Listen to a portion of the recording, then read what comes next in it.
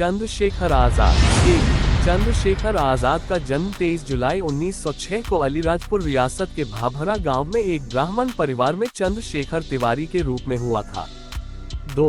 उनके पूर्वज उत्तर प्रदेश के उन्नाव जिले के बदरका गांव के रहने वाले थे। उनकी मां जगरानी देवी सीताराम तिवारी की तीसरी पत्नी थी, जिनकी पिछली पत्नियां कम उम्र में ही मर गई थीं। 3. बदरका में अपने पहले बेटे सुखदेव के जन्म के बाद परिवार अलीराजपुर राज्य में चला गया।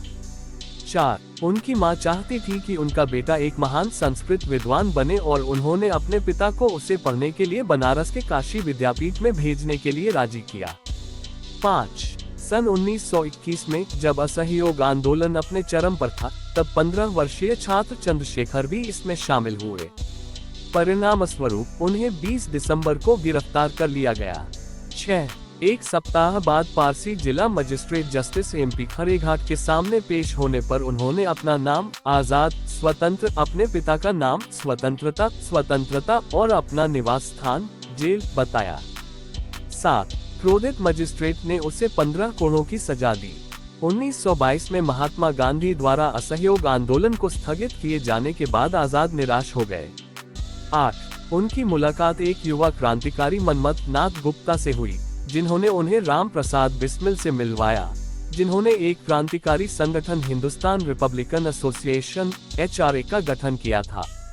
9. फिर वह HRA का एक सक्रिय सदस्य बन गया और HRA के लिए धन इकट्ठा करना शुरू कर दिया। अधिकांश धन संग्रह सरकारी संपत्ति की डकैतियों के माध्यम से किया गया था। 10. वह 1925 की काकोरी ट्रेन डकैती, 1928 में लाला लाजपत राय की हत्या का बदला लेने के लिए लाहौर में जॉन पी. सॉन्डर्स की गोली मारकर हत्या करने और अंततः 1929 में भारत के वायसराय की ट्रेन को उड़ाने के प्रयास में शामिल थे। 11. आजाद को अपने साथी शिव वर्मा से कम्युनिस्ट घोषणा पत्र पढ़ने को मिला। 12. जब आजाद क्रांतिकारी दल के कमांडर इन चीफ थे, तो वह अक्सर अपने कार्यकर्ताओं को समाजवाद सिखाने के लिए लेखक सत्यभक्त से ABC ऑफ कम्युनिज्म नामक पुस्तक उधार लेते थे। 13. 27 फरवरी 1931 को इलाहाबाद में पुलिस के CID प्रमुख JRH नोटबोवा को किसी ने बताया कि आजाद अल्फ्रेड पार्क में थे और अपने साथी और सहयोगी सुखदेव राज के साथ बातचीत कर रहे थे। 14.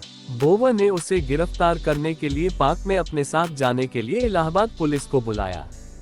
पुलिस पार्क में पहुंची और उसे चारों तरफ से घेर लिया। 15. DSP ठाकुर विश्वेश्वर सिंह के साथ कुछ सिपाही राइफलों से लैस होकर पार्क में दाखिल हुए और गोलीबारी शुरू हो गई। 16.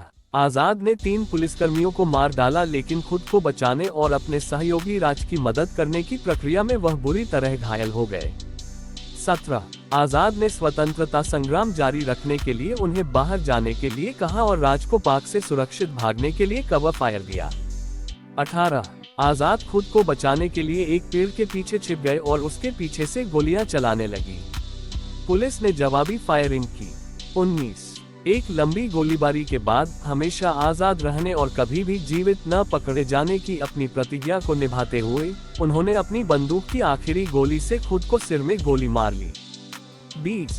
इस प्रकार चंद्रशेखर आजाद हिंदुस्तान की आजादी की कहानी में हमेशा के लिए अमर हो गए।